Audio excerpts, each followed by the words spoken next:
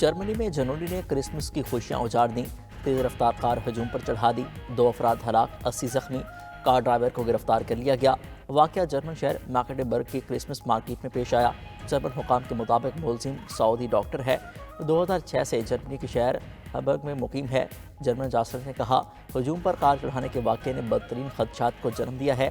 فرانسیسی صدر کا واقعے پر اظہار افسوس۔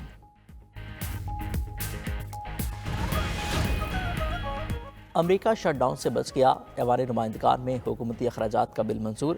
نومنتخب امریکی صدر ڈونلڈ ٹرمپ کا قرض کی حد میں اضافے کا مطالبہ مسترد۔ نیا بل حکومت کو مارچ تک فنڈز فراہم کرے گا۔ $100 ارب قدرتی آفات، $10 ارب کسانوں کے لیے رکھے گئے۔ بل کی حمایت میں 366 ووٹ پڑے، 34 ارکان نے بل کی مخالفت کی۔ اسپیکر مائک جانسن نے کہا، اب شٹ ڈاؤن نہیں ہوگا۔ بل کو سینٹ میں بھجوا دیا گیا۔ امریکی میڈیا کے مطابق ریپبلکنز نے اسپیکر ٹرمپ کی مخالفت کے باوجود بل منظور کر کے اپنی اسپیکرشپ خطرے میں ڈال دی۔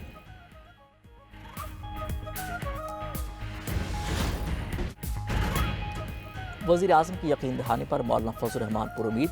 شہباز شریف سے سربراہ JUIFA کی ملاقات۔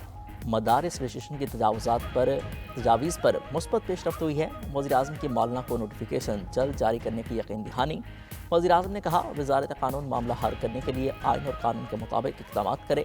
مولانا فضل الرحمان وزیر اعظم کے وعدے سے مطمئن۔ میڈیا سے گفتگو میں کہا، ہمارے موقف کا مثبت جواب دیا گیا، امید ہے مدارس بل پر ہمارا مطالبہ تسلیم کیا جائے گا۔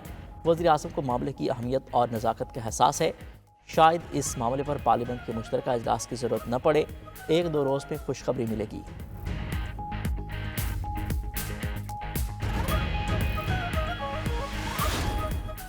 پیپلز پارٹی کا حکومت کی جانب سے یقین دہانیوں پر عدم اعتماد کا اظہار۔ چیئرمین پیپلز پارٹی بلاول بھٹو کی زیر صدارت اہم اجلاس۔ Governor Punjab Sardar Saleem Haider, governor KP Faisal Karim Kundi کی شرکت۔ وزیر اعلیٰ سندھ مراد علی شاہ اور وزیر اعلیٰ بلوچستان سرفراز بگٹی بھی شریک ہوئے۔ اجلاس میں ملک کی مجموعی سیاسی صورتحال پر تبادلہ خیال کیا گیا۔ شرکاء نے حکومت سے مذاکرات کی روشنی میں اب تک کی پیش رفت سے آگاہ کیا۔ بلاول بھٹو کی شرکاء کو حکومت کے ساتھ رابطے مزید تیز کرنے کی ہدایت۔ کہا، پارٹی کی سینٹرل ایگزیکٹو کمیٹی میں ان رابطوں کا مثبت نتیجہ سامنے آنا چاہیے۔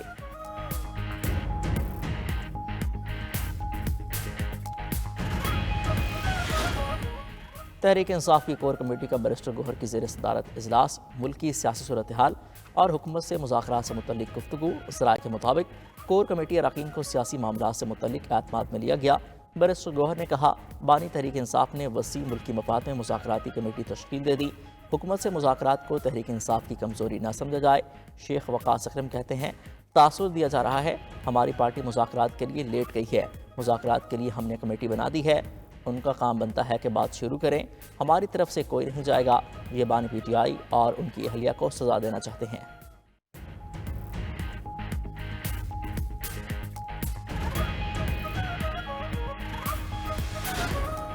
حکومت کا PTI سے مذاکرات کے لیے جلد اپنی کمیٹی بنانے کا اعلان۔ وزیر اعظم کے مشیر رانا ثناء اللہ کہتے ہیں، اسپیکر قومی اسمبلی کا وزیر اعظم شہباز شریف سے رابطہ ہوا ہے، PTI مذاکراتی ٹیم بھی رابطے میں ہے۔ بانی PTI کے خلاف فیصلہ آنے کے بعد بھی مذاکرات متاثر نہیں ہوں گے۔ فیصلہ ان کے حق میں آیا اور وہ بری ہو گئے تو بھی ہمیں اعتراض نہیں ہوگا۔ فیصلہ خلاف آنے پر تحریک انصاف کی طرف سے بھی مذاکرات کا عمل معطل نہیں ہونا چاہیے۔ اسپیکر قومی اسمبلی ایاز صادق نے کہا، PTI سے مذاکرات کے لیے دروازے کھلے ہیں، منت کرنے کے لیے بھی تیار ہیں۔ جمہوری روایات اور اقدار کی پاسداری ضروری ہے۔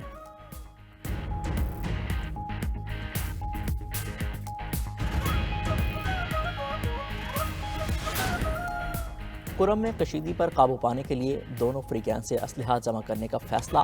مسئلے کے پائیدار حل کے لاہ عمل کو حتمی شکل دی گئی۔ وزیر اعلیٰ خیبر پختونخوا اریمن گنڈاپور کی زیر صدارت ایپس کمیٹی کا اجلاس۔ وزیر داخلہ Mohsin Naqvi, chief secretary KP، corps commander Peshawar IG police کی شرکت۔ اعلامیے کے مطابق رضاکارانہ طور پر اسلحہ جمع کرنے کے لیے دونوں فریقین 15 دنوں میں لاہ عمل دیں گے۔ فریقین حکومت کی ثالثی میں معاہدے پر دستخط کریں گے۔ 1 فروری تک علاقے میں قائم تمام بنکر گرا دیے جائیں گے۔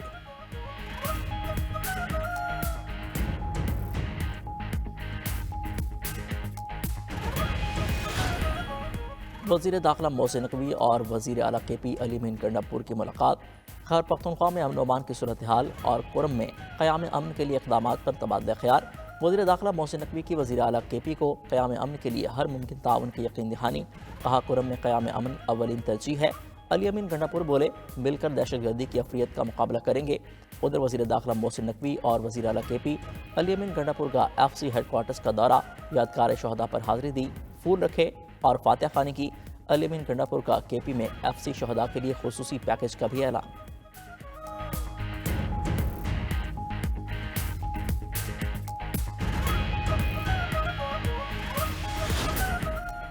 وزیر اعظم کا انسانی سبلوں کے سہولت کار ایف آئی اے اہلکاروں کے خلاف سخت کارروائی کا حکم۔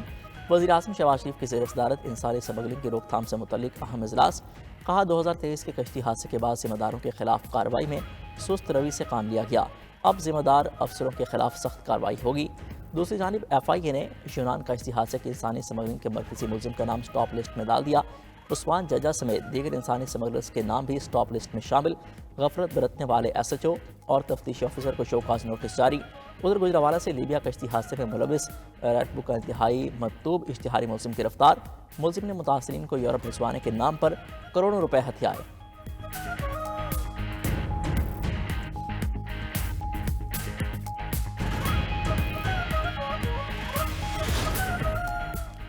یونان میں ایک اور کشتی ڈوب گئی، 8 تارکین وطن ہلاک۔ تارکین وطن کی کشتی جزیرے روڈس کے قریب الٹ گئی۔ کشتی ڈوبنے کے بعد 18 تارکین وطن کو بچا لیا گیا۔ کشتی پر سوار افراد کی تعداد معلوم نہ ہو سکی، تلاش کا عمل جاری۔ یونانی حکام کے مطابق کشتی کوسٹ گارڈ کے بحری جہاز سے بچنے کے لیے خطرناک طریقے سے چل رہی تھی، جو توازن بگڑنے پر الٹ گئی۔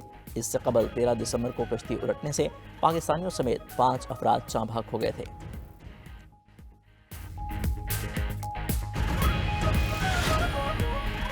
جی ایچ کیو حملہ کیس میں بانی پی ٹی آئی کی درخواست سے بریت خارج۔ انسداد دہشت گردی عدالت راولپنڈی نے محفوظ فیصلہ سنا دیا، 12 ملزمان کی درخواست سے بریت خارج کی گئی۔ علی امین گنڈاپور، شاہ محمود قریشی، شیولی فراز، شہریار آفریدی اور فواد چودھری بھی شامل۔ عدالت نے کہا فرد جرم عائد ہونے کے بعد درخواست سے بریت غیر مؤثر ہو چکی ہے۔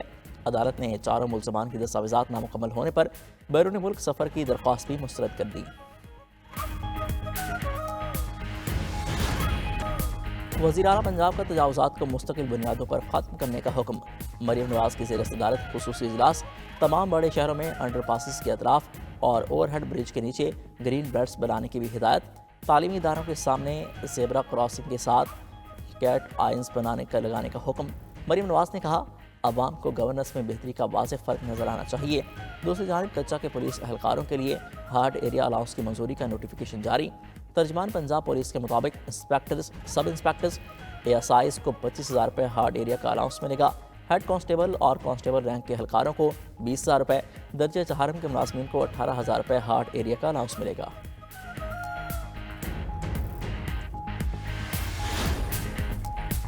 دہشت گرد اسرائیل کی غزہ میں دہشت گردی جاری۔ تازہ حملوں میں مزید 25 فلسطینی جاں شہادت نوش کر گئے۔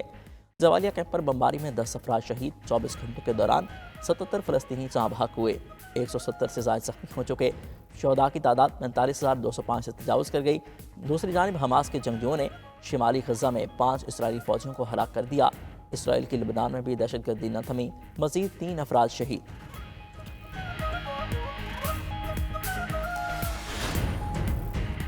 روس کا یوکرین پر میزائل حملہ، 1 شخص ہلاک، 12 زخمی۔ یوکرینی حکام کے مطابق روس نے کیف پر بیلسٹک میزائل داغے۔ ایک ہی عمارت میں واقع 6 سفارتخانوں کو نقصان پہنچا، عملہ محفوظ رہا۔ البانیہ، ارجنٹائن، فلسطین، شمالی مقدونیہ، مونٹی نیگرو اور پرتگال کے سفارتخانے متاثر ہوئے۔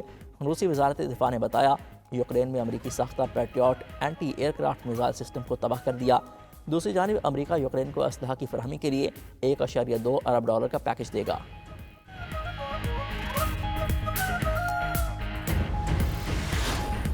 2025 جو ہے وہ بہتر ہوگا اور ٹف بھی ہوگا۔ 25 میں ہمارا ٹارگٹ پہلا جو جونیئر کا ہے وہ تو ہے ورلڈ کپ کے لیے اپنی رینکنگ اور پرفارمنس کو بہتر کریں، میڈل ٹیلی تک جائیں۔ انشاءاللہ آپ کو بہت سارے پروجیکٹ ملیں گے، نوجوانوں کو روزگار ملے گا۔ آنے والا سال جو ہے نہ صرف پاکستان کے اندر معاشی استحکام کا سال ہوگا، جس سے لوگوں کی زندگیوں میں آسانیاں پیدا ہوگی۔ نئے سال سے نئی امیدیں، امنگیں اور خواب وابستہ۔ ارکان اسمبلی پر امید ہیں کہ نیا سال ان کے لیے خوشحالی اور خوش قسمتی کا پیغام لے کر آئے گا۔ نیا سال کا نیا سورج امیدوں کی نئی کرنیں لے کر طلوع ہوگا۔ شہری دعا گو ہیں کہ سال 2025 پاکستان کے لیے بہتر ثابت ہو، امن و امان برقرار رہے، مہنگائی کم، بجلی اور گیس جیسی بنیادی سہولتوں کا بحران ختم ہو، تعلیم اور روزگار کے دروازے کھلیں۔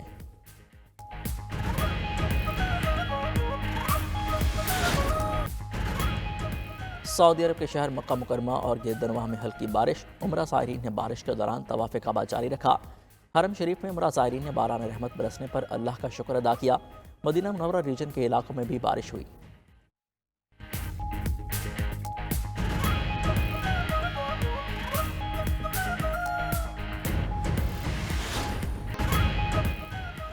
قومی ترانے کے خالق حفیظ سلندری کی آج 42ویں برسی۔ حفیظ سلندری نے اردو ادب کی مختلف اصناف سخن کو اپنی تخلیقات سے مالا مال کیا۔ ان کے شعری مجموعوں میں نغمہ بار، تلخابہ، شیریں اور سوز و ساز بھی شامل ہیں۔ حفیظ سلندری نونہال، پردازستان، تہذیب نسواں کے مدیر بھی رہے۔ کشمیر کے لیے فوجی بننے والے حفیظ سلندری ایوب خان کے ایڈوائزر بھی رہے۔